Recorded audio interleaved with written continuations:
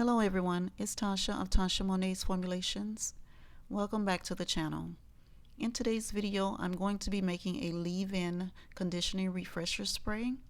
Just something you can use in between shampoos to help moisturize the hair. So I hope you enjoy this video. Let's get started.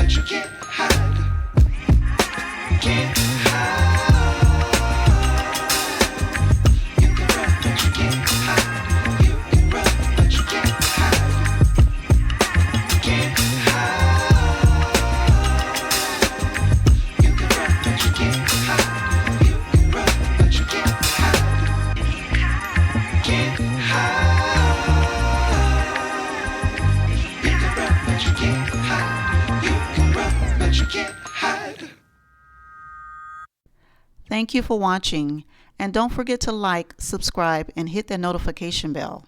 I'll see you in the comments soon.